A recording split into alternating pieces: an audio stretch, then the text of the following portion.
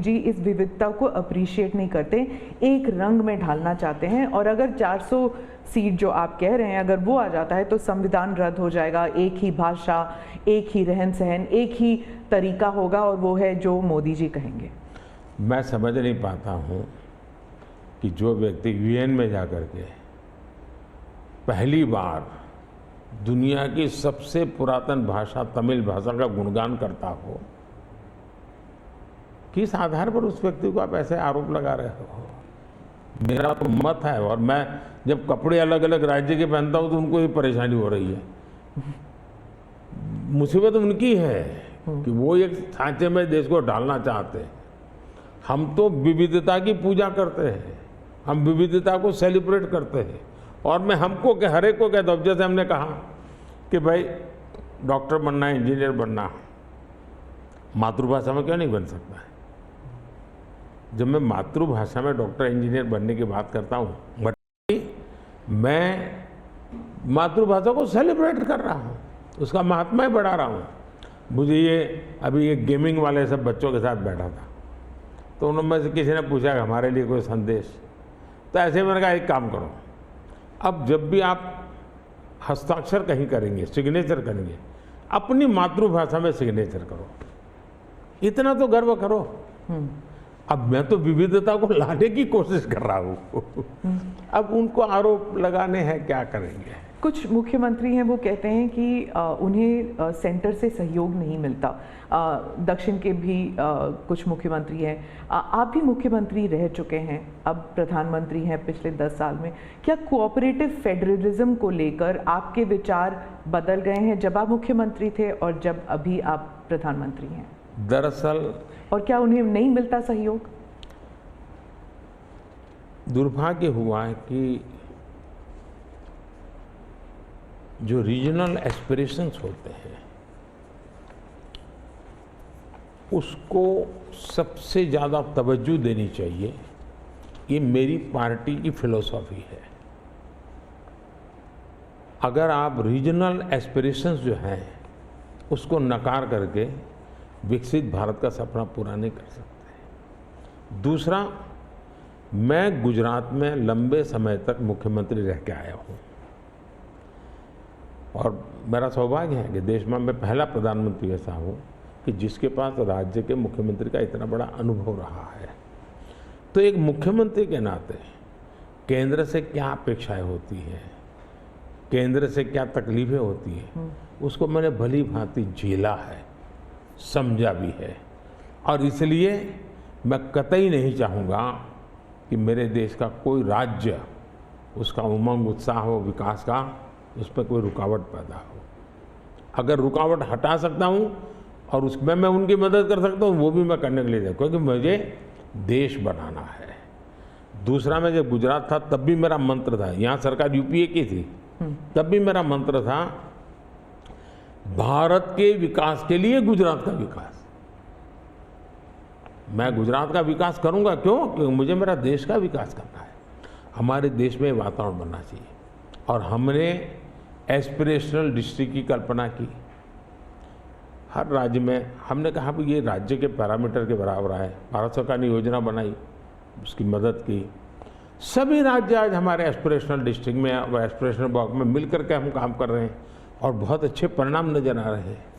अब आप कोरोना देखिए, मैंने इतनी बार चीफ मिनिस्टर से मीटिंग की, शायद 20-25 बार, और हर चीज़ में सब मिलकर के निर्णय करते थे। तो हम साथ मिलकर के चले तो हम कोरोना के जंग को जीतने में सफल हुए। और मैं पब्लिकली कहता हूँ कि कोरोना की लड़ाई में भारत की सफलता का कारण, मैं सभी राज्यों का भी उतना ही योगदान है, मैं रिकॉग्नाइज करता हूँ। और इसलिए मैंने हमेशा कहा है कि देश को आगे ले जाना है तो हमें कॉम्पिटिटिव कोऑपरेटिव फेडरलिज्म चाहिए। हमारे यहाँ स्पर्धा होनी चाहिए, तंदुरुस्त स्पर्धा होनी चाहिए विकास की, तब जाकर के। अब देखिए G20, मैं G20 दिल्ली में कर सकता था, मैंने ऐसा नहीं किया। हिंदुस्तान के हर राज्य में G20 समिट किया, क्योंकि हर राज्य में G20 को सबसे ज़्यादा अवसर मिले, लोगों को उस राज्य को देखने का अवसर मिले, राज्य को अपना एक्सपोजर के लिए ग्लोबल प्लेटफॉर्म मिल जाए। क्यों? क्योंकि मैं चाहता हूँ मेरा देश का हर कोना मेरे लिए देश ही है।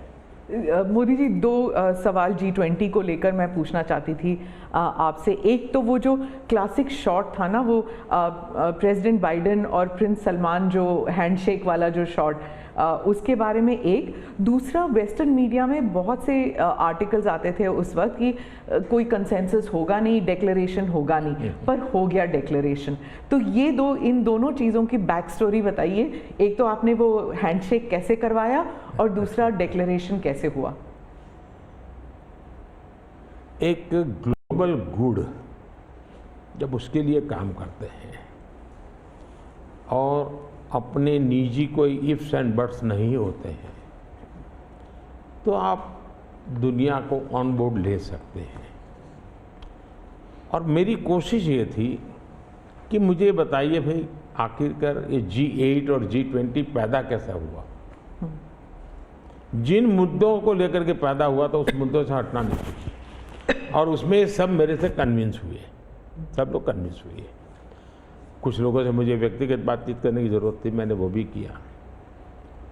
कुछ शब्दों की किसी के आग्रह रहते थे, उनको मैंने समझाने का प्रयास किया।